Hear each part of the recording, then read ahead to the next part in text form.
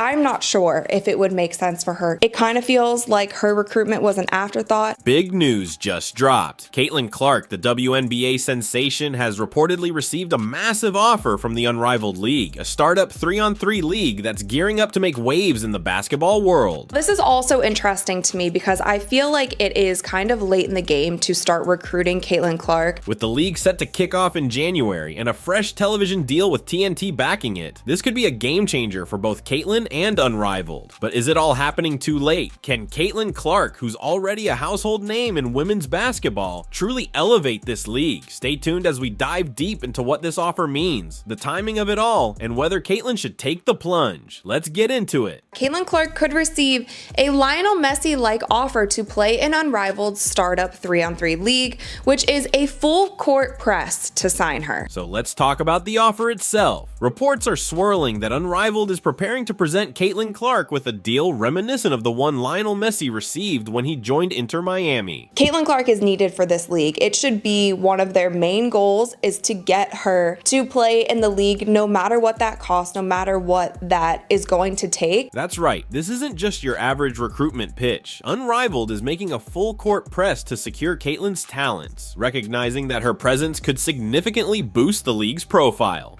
Unrivaled struck a television deal with TNT. This exclusive media rights deal is reported to be 45 plus primetime games. TNT Sports are also invested in the league. It's a 6-year deal that could be worth more than $100 million. With a brand new television deal with TNT, which includes over 45 primetime games, Unrivaled is banking on attracting a massive audience. WNBA. She's not just another player, she's a phenomenon. The question remains, can Unrivaled's late push for her truly make an impact, or has the ship sailed? With her star power, it's clear that Unrivaled is making a bold statement, but will it be enough to convince Caitlin to jump ship? Nafisa Collier, who is one of the founders of Unrivaled, had this to say about Caitlin. She said, "It's just so crazy because the growth that Caitlin has brought to the game, the sheer amount of money that she's making these teams, people are having to move their venues when she comes to play, and she's getting paid like $75,000 a year. She should be one of the top paid players in the world just for the sheer numbers that she's bringing." Now let's delve into the timing and recruitment strategy behind Unrivaled's push for Caitlin Clark. It's a bit puzzling to say the least. With only 4 spots left on the roster, and the league already announcing a slew of players over the past few months, one has to wonder why it took them so long to focus on Clark. Like Nafisa said, they're changing venues just to accommodate all the fans who want to come watch Caitlin Clark play. Speculation about her potential involvement has been buzzing throughout the WNBA season, so why wait until now to make such a significant offer? Unrivaled's lack of proactive communication regarding Clark raises some eyebrows. They could have taken a more public approach to showcase her as a key target, generating excitement and support from fans. Instead, their silence and even instances of engaging with negative comments about her on social media painted a less than favorable picture. It feels like they missed out on an opportunity to rally her extensive fan base around their league before the hype train took off. Players, coaches, media personality who have been so afraid to just admit the fact that Caitlin Clark has been the sole reason for so many of these things happening this season in the WNBA.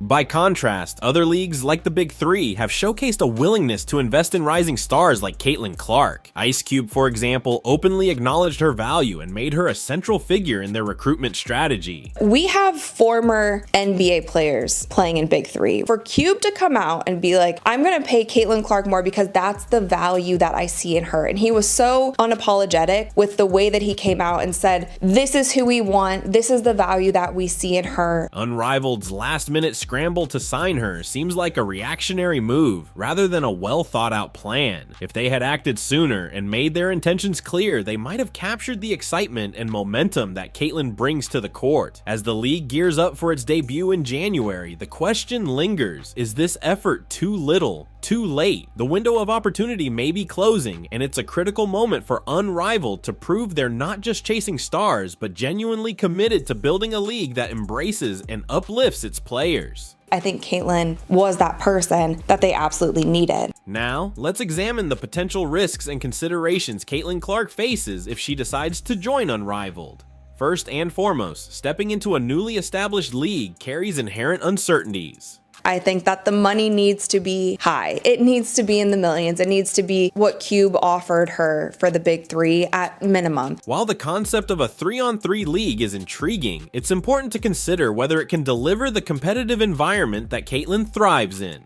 Transitioning from the 5-on-5 format of the WNBA to a different style could lead to questions about how her game will adapt. Moreover, Caitlyn has already navigated a whirlwind season filled with media scrutiny and on-court drama.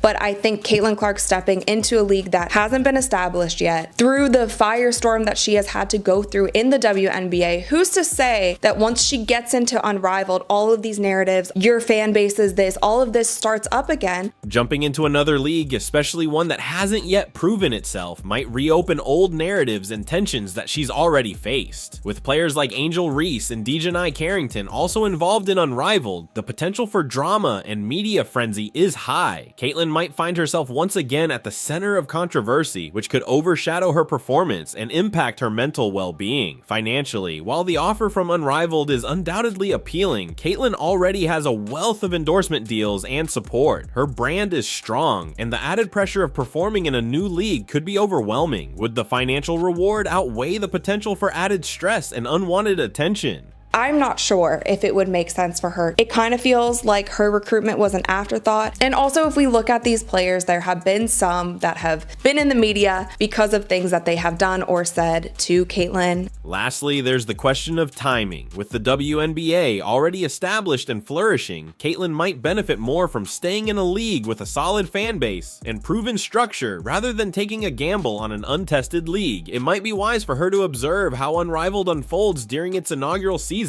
before making any commitments. In the end, Caitlyn needs to prioritize her physical and mental health and ensure that any decision she makes aligns with her long-term goals.